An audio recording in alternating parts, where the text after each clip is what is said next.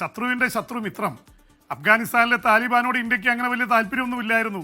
പക്ഷെ ഇപ്പോൾ പാകിസ്ഥാനുമായിട്ട് ഒരു സംഘർഷത്തിൽ നിൽക്കെ, ഒരുപക്ഷെ ഒരു കാലത്തല്ല, ഒരു 4 വർഷം മുമ്പ് വരെ പാകിസ്ഥാന്റെ ഏറ്റവും അടുത്ത സുഹൃത്തായിരുന്നു താലിബാൻ. ഇന്ന് താലിബാനും പാകിസ്ഥാനും തമ്മിൽ വലിയ ശത്രുതയിലായിരിക്കുന്നു.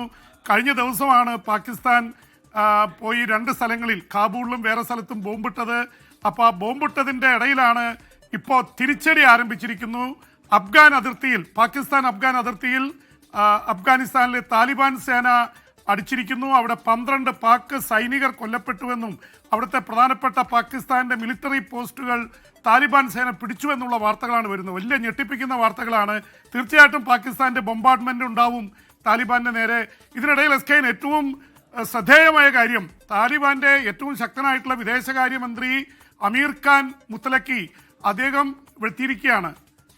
അദ്ദേഹം ഇന്ത്യയിൽ 6 ദിവസം സന്ദർശനത്തിനെത്തി. പ്രധാനപ്പെട്ട എസ് ജയശങ്കർ അടക്കം പ്രമുഖ നേതാക്കളെ കാണുന്നു. ഇന്ത്യ അവിടെ എംബസി തുറക്കുന്നു.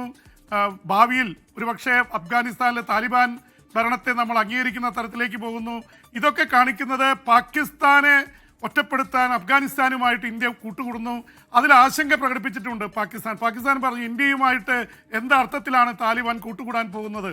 ഒരുപക്ഷെ ഇമ്രാൻഖാൻ പ്രധാനമന്ത്രിയായിരുന്ന കാലത്താണ് SKN അമേരിക്കയെ പിന്തള്ളി താലിബാൻ അധികാരത്തിൽ വരുന്നതിന് ഏറ്റവും സഹായിച്ചത് പാകിസ്ഥാനാണ്. അതുകൊണ്ട് തന്നെ ഇന്ത്യക്ക് ഭയമുണ്ടായിരുന്നു. ഇപ്പൊ കാര്യങ്ങൾ കീഴ്മേൽ മറിഞ്ഞിരിക്കുന്നു. അഫ്ഗാനിസ്ഥാനും ഇന്ത്യയുമായിട്ടുള്ള ബന്ധം അതിശക്തമായിക്കൊണ്ടിരിക്കുന്നു. ഈ പറഞ്ഞ പോലെ ഇതിന്റെ പ്രശ്നങ്ങളൊക്കെ ഉണ്ട്. താലിബാനെ അങ്ങനെ വിശ്വസിക്കാനൊന്നും പറ്റില്ല ഇന്ത്യയെ സംബന്ധിച്ചിടത്തോളം. പക്ഷെ അമേരിക്കയായിട്ട് കൂടുതൽ കൂടാൻ പോയി ഗൾഫ് രാജ്യങ്ങളും അറബ് രാജ്യങ്ങളൊക്കെ എതിരായിക്കൊണ്ടിരിക്കുന്ന ഒരു അവസ്ഥയിൽ ഒരുപക്ഷെ അവിടെ ഒരു ബന്ധം ആവശ്യമാണ്. ഇന്ത്യയുടെ കവാടമാണ്. പണ്ട് ഫോറിൻ റൂളേഴ്സ് ഒക്കെ, വിദേശ ശക്തികൾ ഇന്ത്യയിലേക്ക് കടന്നു വന്നിരുന്നത് അഫ്ഗാൻ വഴിയാണ്. അപ്പുറത്ത് ഇറാനും അഫ്ഗാനിസ്ഥാനുമായിട്ട് ഇന്ത്യ നല്ല ബന്ധം സ്ഥാപിക്കാൻ നോക്കുന്നു. ഇറാനിലെ ചാബഹാർ തുറമുഖം തന്നെ ഇന്ത്യ എത്രയോ കോടികൾ മുടക്കി, 100 കണക്കിന് കോടി മുടക്കി കൊണ്ടുവന്നത് SKN ഈ അഫ്ഗാനിസ്ഥാനിലേക്കുള്ള വാതായനം, മധ്യ ഏഷ്യയിലേക്കുള്ള വാതായനം എന്ന നിലയിലാണ്. അവിടെ അമേരിക്ക ഉപരോധം കൊണ്ടുവന്നിരിക്കുന്നു. അതുകൊണ്ട് ഇന്ത്യ വളരെ കരുതലോടെയാണ് നീങ്ങുന്നത്. SKN.